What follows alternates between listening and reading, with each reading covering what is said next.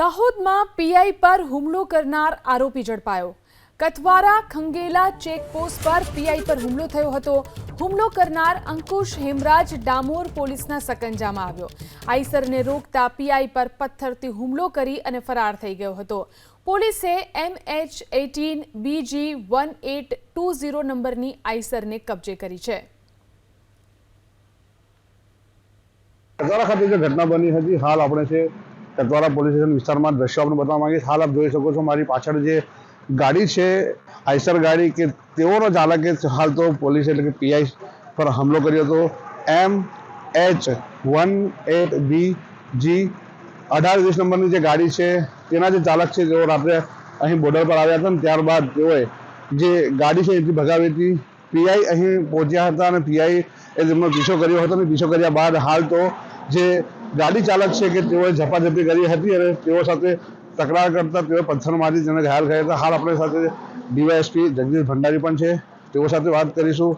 તમામ જે ઘટનાને લઈને તેઓ સાથે માહિતી લઈશું। સાહેબ, શું કહેશો હાલ જે તમામ ઘટના બની હતી?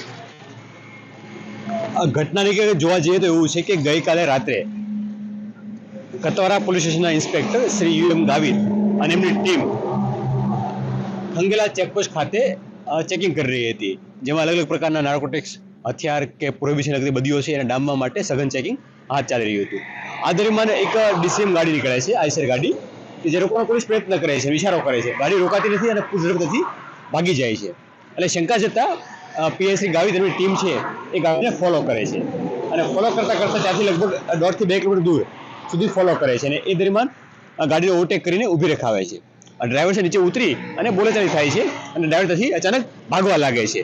ડ્રાઈવર ભાગે છે એટલે પીઆઈ ગાવિતને શંકા જાય છે કે ગાડીમાં કોઈ વસ્તુ છે એ જે ઇલીગલ છે એને છુપાવવાનો પ્રયત્ન કરે છે અને પીઆઈ ગાવિત પણ એમનો પીછો કરે છે અને હિંમતથી અંધારામાં પણ એમની પાછળ ભાગે છે। આ દરમિયાન અંધારાનો લાભ લઈ અને જે વ્યક્તિ છે, અંકુશ કરીને નામ છે એમનું, એ અંકુશ દ્વારા પથ્થરનો દ્વારા પીઆઈ પર હુમલો કરવામાં આવે છે, જેમાં પીઆઈને કપાળના ભાગે, આંખની ઉપરના ભાગે ઇન્જરી થઈ છે અને હાલમાં પીઆઈ સારવાર હેઠળ છે અને વ્યક્તિ છે એ અંધારાનો લાભ લઈ નાસી જાય છે। ત્યારબાદ દાહોદ પોલીસ વિવિધ ટીમો, LCB, SOG, થાણા ટીમો બનાવી આખા વિસ્તારમાં આખી નાઇટ સર્ચ કોમ્બિંગ ઓપરેશન હાથ ધરવામાં આવે છે અને હાલમાં આરોપી છે એને રણુપ કરી લેવામાં આવેલો છે। હાલ પોલીસ કસ્ટડીમાં છે। હાલ જે પીઆઈ છે એમને કયા પ્રકારની ઈજાઓ થઈ છે અને કઈ હાલ સારવાર લઈ રહ્યા? પીઆઈ શ્રીને હાલમાં આંખના ભાગે, ઉપરના ભાગે ઇન્જરી થઈ છે, સ્ટિચિંગ આવ્યા છે અને હાલમાં સારવાર હેઠળ છે। કહી શકાય હાલ તો પોલીસે જે આરોપી છે તેઓને પકડીને વધુ તપાસ હાથ ધરી છે। મનીષ જૈન, ABP અસ્મિતા, દાહોદ।